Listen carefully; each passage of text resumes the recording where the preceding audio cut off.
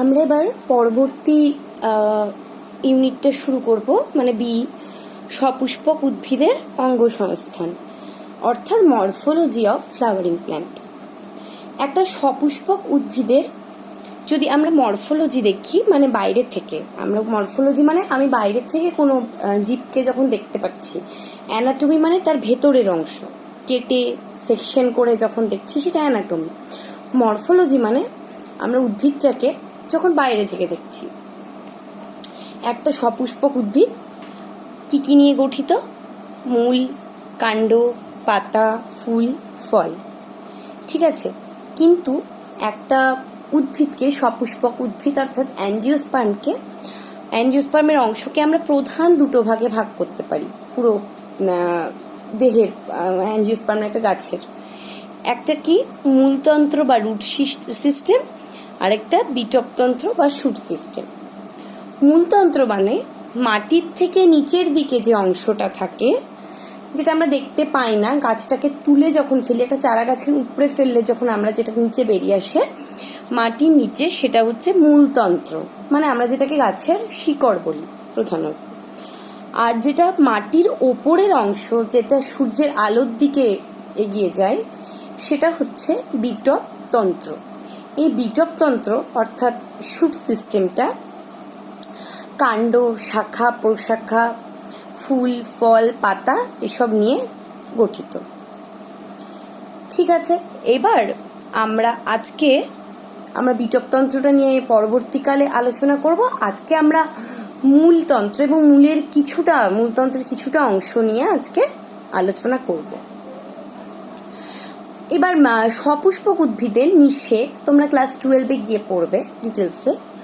কিন্তু সপুষ্পক উদ্ভিদের নিষেকের ফলে কি হয় না, পোলেন গ্রেন, পরাগরেণুটা ফুলের পুংকেশর থেকে উৎপন্ন হয়ে এসে গর্ভমুণ্ডে পড়ে এবং পোলেন গ্রেন থেকে পোলেন টিউব বেরোয়, সেটা গর্ভমুণ্ডটা ভেদ করে গর্ভাশয়ের কাছে আসে এবং ওখান থেকে দুটো মেল গ্যামেট বেরিয়ে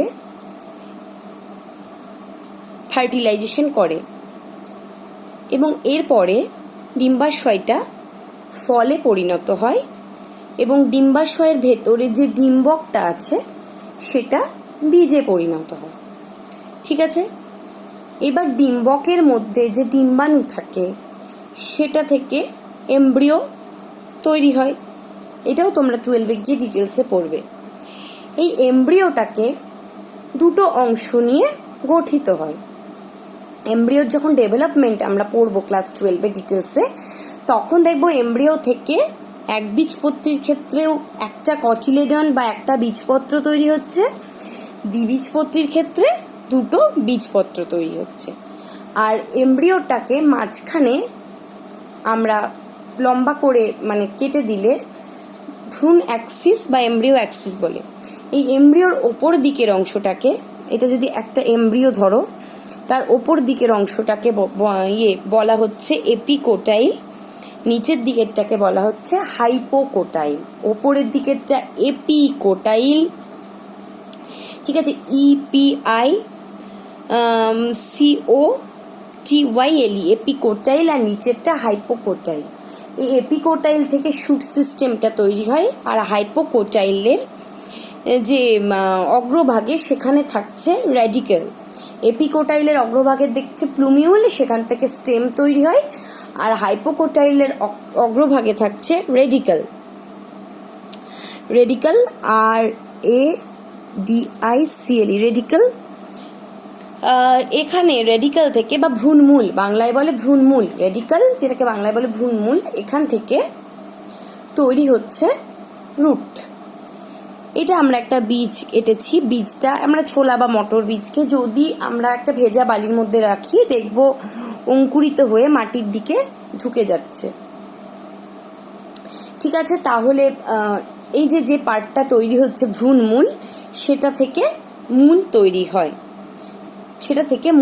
হয়। এবার আমরা মূলের বৈশিষ্ট্যগুলো নিয়ে আলোচনা করব। মূল মাটির নিচের দিকে চলে যাচ্ছে, অর্থাৎ মূল হচ্ছে অধোগামী। মূলের প্রথম বৈশিষ্ট্য একটা বলবো অধোগামী। ঠিক আছে, এটা নিচের দিকে, এটা যদি মাটি হয় নিচের দিকে চলে যাচ্ছে, তো অধোগামী। ঠিক আছে, আর কি, আমাদের গাছের কাণ্ডটা ওপর দিকে যায়, মানে সূর্যের আলোর দিকে যায়। তোমরা ক্লাস 10-এ পড়েছো, গাছের আলোটা সূর্যের দিকে যায়, অর্থাৎ আলো অনুকূলবর্তী, কিন্তু মূলটা আলোর বিপরীতে যায়, কিন্তু অভিকর্ষের দিকে যায়।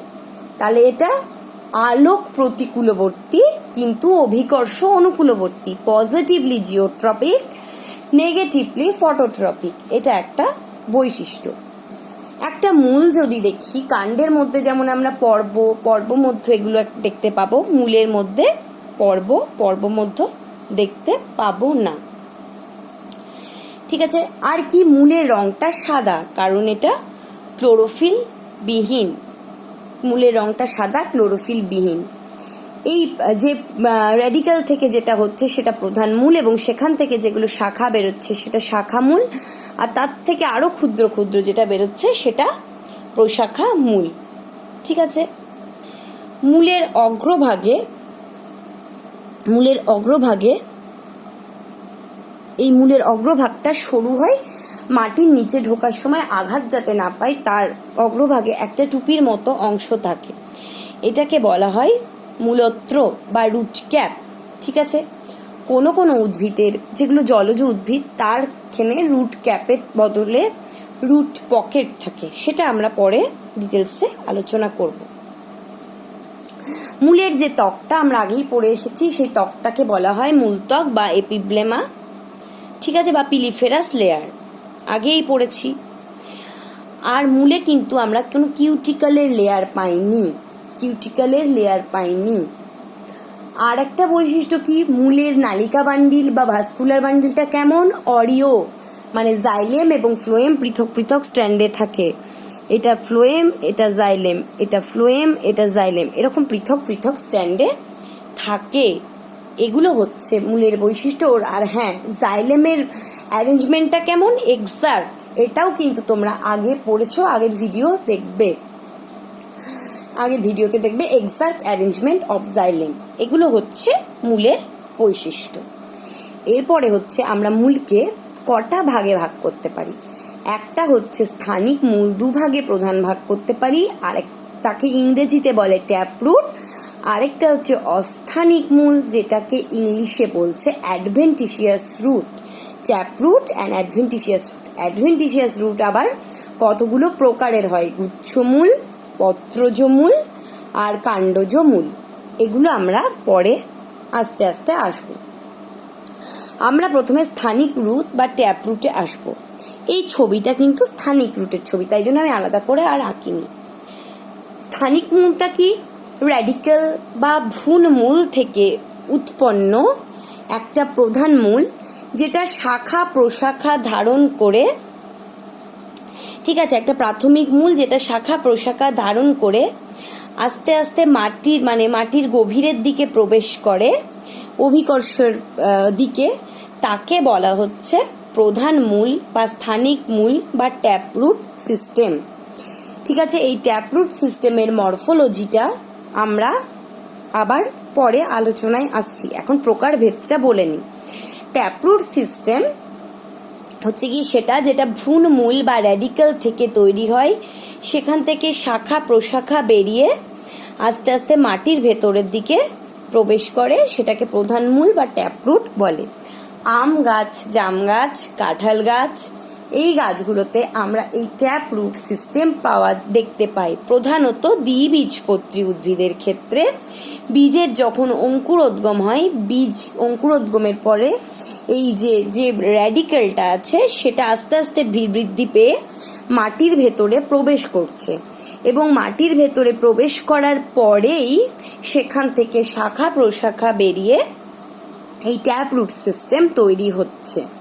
ঠিক আছে, এরপরে অস্থানিক মূল বা অ্যাডভেন্টিশিয়াস রুট সিস্টেম।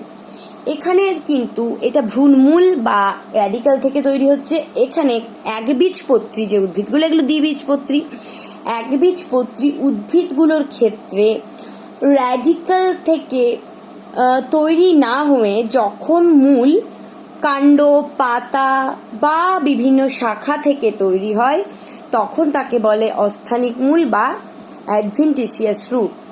একবীজপত্রী উদ্ভিদের ক্ষেত্রে র্যাডিক্যাল থেকে মূলটা তৈরি না হয়ে কাণ্ড, পাতা বা কাণ্ড, পাতা বা অন্যান্য অংশ থেকে তৈরি হয়, ঠিক আছে, কাণ্ড, পাতা, শাখা এগুলো থেকে তৈরি হয়, তখন তাকে বলা হচ্ছে অ্যাডভেন্টিসিয়াস রুট। এগুলো মেনলি একবীজপত্রী উদ্ভিদে দেখা যায়। এই অস্থানিক মূল বা অ্যাডভেন্টিসিয়াস রুটকে আমরা কয়েক প্রকারের ভাগ করতে পারি। 1 হচ্ছে গুচ্ছমূল, 2 হচ্ছে পত্রজমূল, 3 কাণ্ডজমূল। গুচ্ছমূল, এটা গুচ্ছমূলের ছবি। গুচ্ছমূল ধান, গম, ভুট্টা এসব উদ্ভিদে দেখা যায়। এখানে কি হয়, প্রথমেই প্রাথমিক মূলটা নষ্ট হয়ে যায়, ঠিক আছে। প্রাথমিক মূলটা নষ্ট হয়ে গিয়ে র্যাডিক্যাল আর প্লুমিউল, র্যাডিক্যাল মানে এই যে যেটা থেকে তৈরি হচ্ছিল, প্লুমিউল মানে এটা ওপর দিকে ওঠে। র্যাডিক্যাল আর প্লুমিউল মধ্যবর্তী স্থান থেকে, সংযোগস্থল থেকে কতগুলো সরু মূল তৈরি হয়। এটাকে বলা হচ্ছে মৌলিক মূল। মৌলিক মূল। এই মৌলিক মূলটা কিছুদিন পরে নষ্ট হয়ে গিয়ে এপিকোটাইল, হাইপোকোটাইল থেকে নয়, এপিকোটাইল থেকে সূক্ষ্ম সূক্ষ্ম সুতোর মতো মূল তৈরি হয়, তাকে বলা হয় গুচ্ছমূল। তাহলে প্রথমে একবীজপত্রীর প্রধান মূলটা নষ্ট হয়ে যাচ্ছে, মানে এই যে ট্যাপরুটটা, তারপরে ওই র্যাডিক্যাল আর প্লুমিউলের সংযোগস্থল থেকে কিছু মূল তৈরি হয়, সেটাকে মৌলিক মূল বা সেমিনাল রুট বলা হয়। সেটাও কিছুদিন পর নষ্ট হয়ে গিয়ে এপিকোটাইল থেকে সূক্ষ্ম সূক্ষ্ম সুতোর মতো মূল তৈরি হচ্ছে, সেটাকে বলছে গুচ্ছমূল। এটা দেখা যায় ধান, গম। এরপরে পত্রজমূল, পাতার যে ফলকটা আছে তার কিনারা থেকে যে মূল তৈরি হয় সেটাকে হচ্ছে পত্রজমূল বা পত্রাশ্রয়ী মূল বলে। এটা পাথরকুচি বা ব্রায়োফাইলামে আমরা দেখতে পাবো। এরপরে হচ্ছে কাণ্ডজমূল। এই পত্রজমূল, কাণ্ডজমূল কিন্তু আবার অস্থানিক মূলের মডিফিকেশন বা রূপান্তরের ক্ষেত্রে আমরা ডিটেলসে পড়ব। কাণ্ডজমূল কি? কাণ্ডজমূল হচ্ছে কেয়া গাছের ক্ষেত্রে। কেয়া গাছের ক্ষেত্রে, কেয়া গাছের সাইন্টিফিক নেম হচ্ছে প্যান্ডানাস।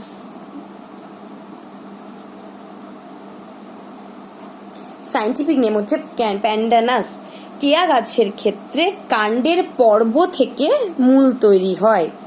এটাকে কিন্তু ঠেস মূল বলে, স্প্লিট রুট বা ঠেস মূল বলে। এটা কিন্তু এক ধরনের অস্থানিক মূল যেটা মডিফাইড হচ্ছে। এটাকে গাছটাকে সাপোর্ট দেওয়ার জন্য, কেয়া গাছটাকে সাপোর্ট দেওয়ার জন্য তৈরি হচ্ছে, মানে রুটের যেটা মূল কাজ সেটা ছাড়া অন্য কাজ করছে। এই মডিফিকেশনগুলো ডিটেলসে আমি পড়বো। এটাকে কাণ্ডজ মূল বলে। কাণ্ডজ মূল হলো এক ধরনের অস্থানিক মূল বা অ্যাডভেন্টিসিয়াস রুট।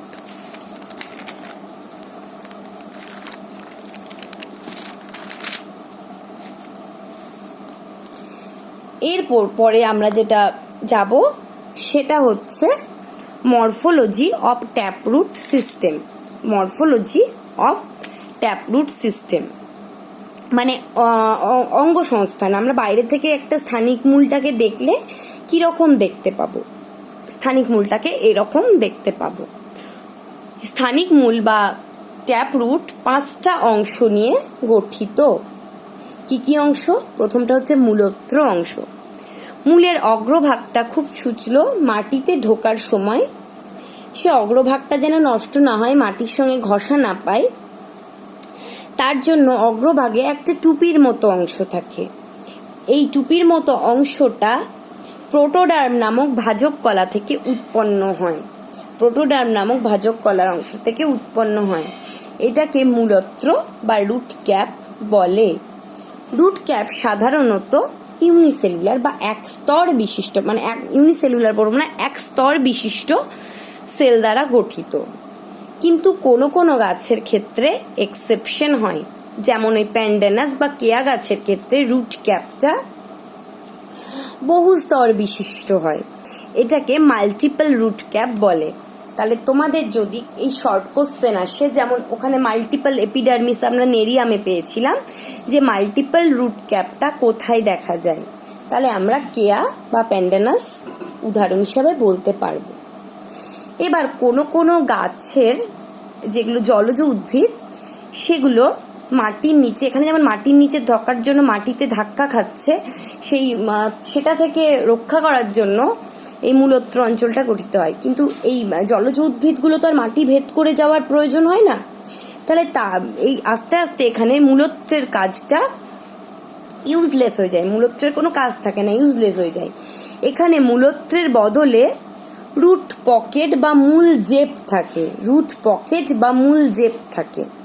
তাহলে যদি বলা হয় মূল জেপটা বা রুট পকেট কি, কিছু কিছু জলজ উদ্ভিদে মূলকে কঠিন কাণ্ড ভেদ করতে হয় না, জলের মধ্যে হয় বলে তার রুট পকেট, মূলত্র বা রুট ক্যাপের কাজটা ইউজলেস হয়ে যায়, তখন তার পরিবর্তে রুট পকেট বা মূল জেপ দেখা যায়। কোথায় দেখা যায়? কচুরিপানা। কচুরিপানার সাইন্টিফিক নেম হলো আইকর্নিয়া, আইকর্নিয়া বা কচুরিপানা।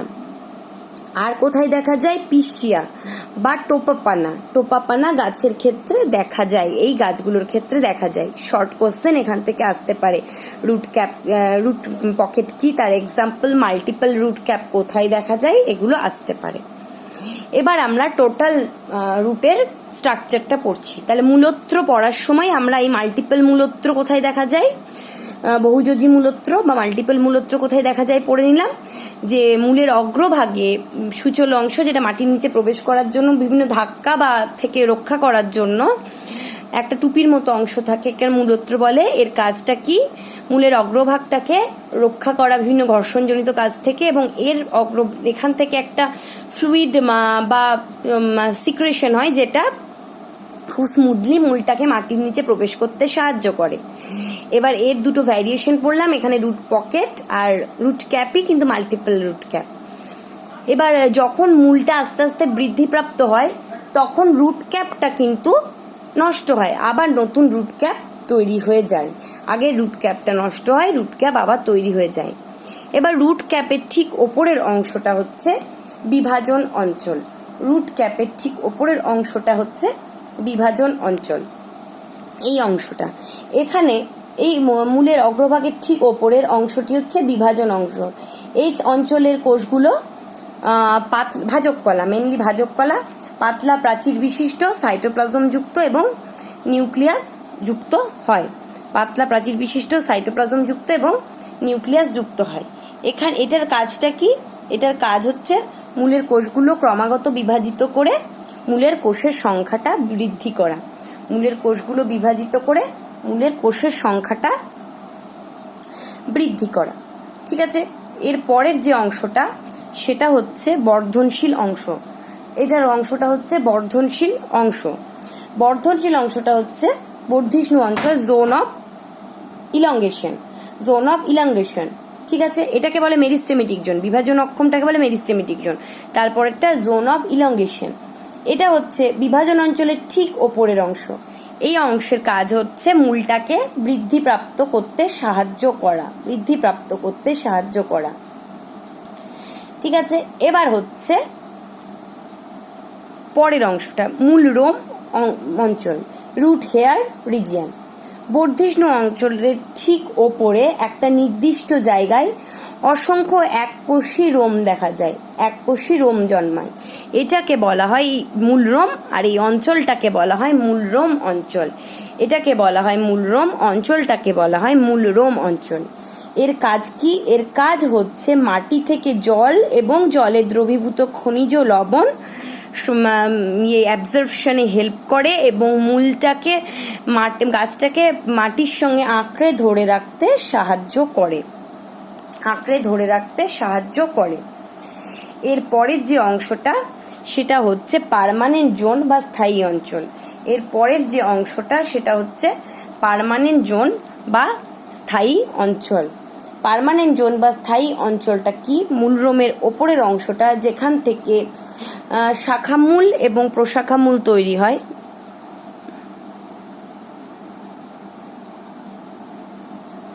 শাখামূল এবং প্রশাখামূল তৈরি হয়, সেটাকে বলা হয় স্থায়ী অঞ্চল। এই অঞ্চলের কোষগুলির মধ্যে কোনো বিভাজনের ক্ষমতা থাকে না বলে কোষগুলি আস্তে আস্তে স্থায়ী কলায় পরিণত হয়। এই অঞ্চলের কোষগুলির মধ্যে বিভাজন অক্ষম হয় বলে স্থায়ী কলায় পরিণত হয়। এটা একটা স্থানিক মূল বা ট্যাপ রুটের মরফোলজি গেল। এবার হচ্ছে এর কাজ কি? এর কাজ মেনলি কি? মূলটাকে মাটির সঙ্গে দৃঢ়ভাবে মানে গাছটাকে আটকে রাখতে সাহায্য করা এবং মূলরোম দ্বারা শোষিত জল এবং মাটি থেকে জলে দ্রবীভূত খনিজ পদার্থ শোষণ করে সেটাকে পাতায় মানে শোষণ করা, মানে মেন কাজ হচ্ছে অ্যাঙ্কার এবং অ্যাবজর্পশন। ঠিক আছে, এবার আমরা এরপরে যেটা যাব, modification of tap root. Tap রুটের মডিফিকেশন বা রূপান্তর, মূলের রূপান্তর, ট্যাপ রুটের রূপান্তর।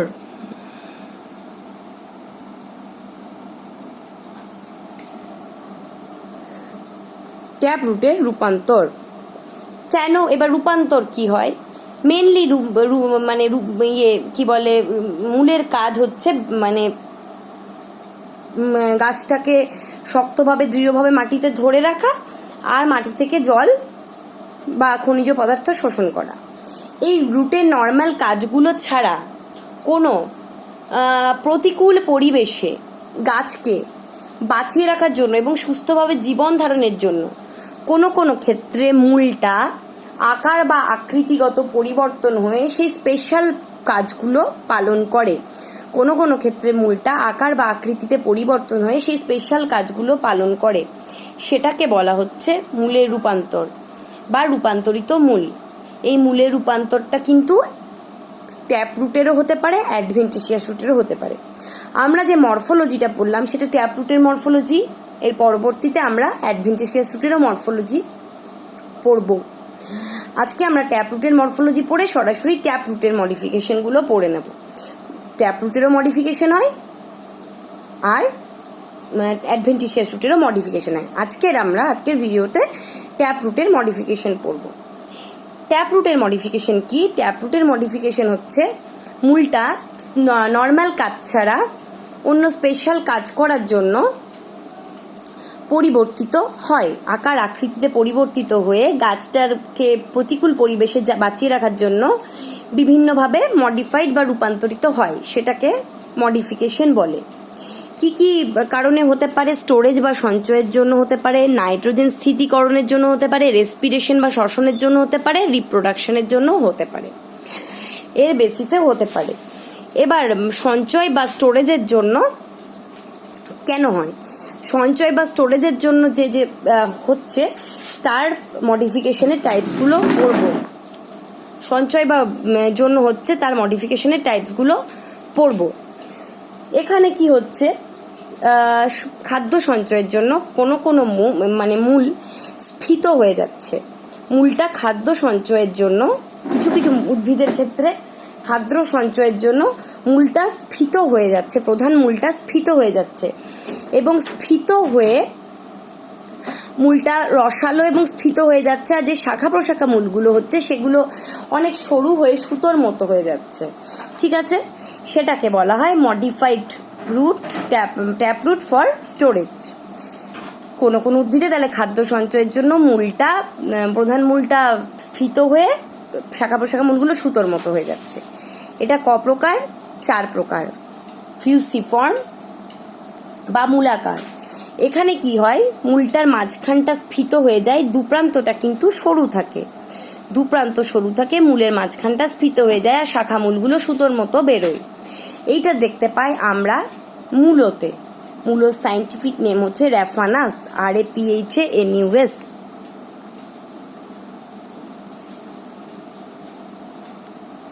মূলর সাইন্টিফিক নেম হচ্ছে র্যাফানাস, এটা দেখা যায় মূলতে। এরপরে হলো কনিক্যাল বা শাঙ্কবাকার, শঙ্কুর মতো, কনিক্যাল বা শাঙ্কবাকার।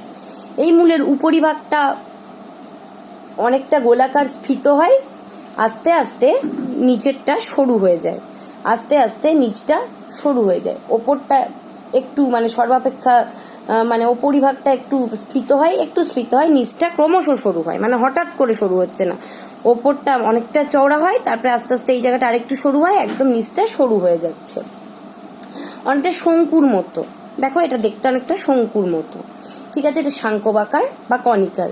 এটা দেখা যাচ্ছে গাজরে, গাজরটা ভাবো আমরা যে পার্টটা খাই সেখানটা হচ্ছে ওপর দিকটা আস্তে আস্তে চওড়া, বেসাল পোর্শনটা চওড়া, আস্তে আস্তে সরু হয়ে একদম সরু হয়ে যাচ্ছে।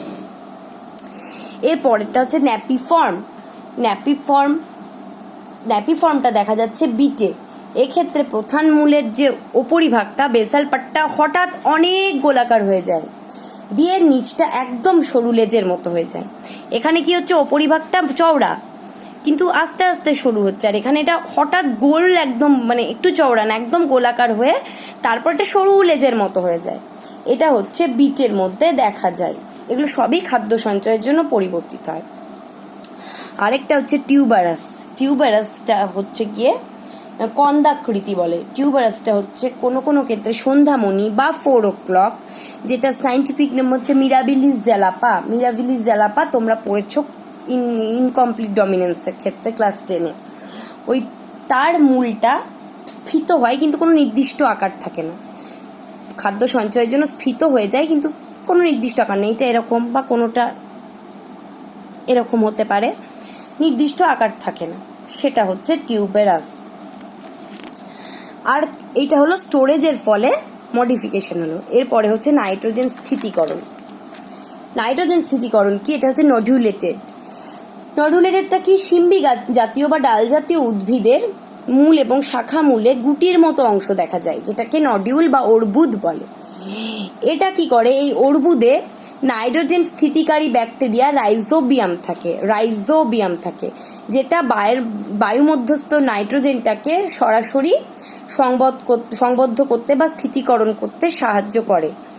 এটা নডিউল বা অর্বুদ, এটা ডাল জাতীয় উদ্ভিদের ক্ষেত্রে দেখা যায়। এটা এক ধরনের রুট মডিফিকেশন। এরপরে হচ্ছে রেসপিরেশনের জন্য হয়। নর্মালি গাছের কি বলে, উদ্ভিদের মূলটা সাধারণত মূল শ্বাসক্রিয়ার জন্য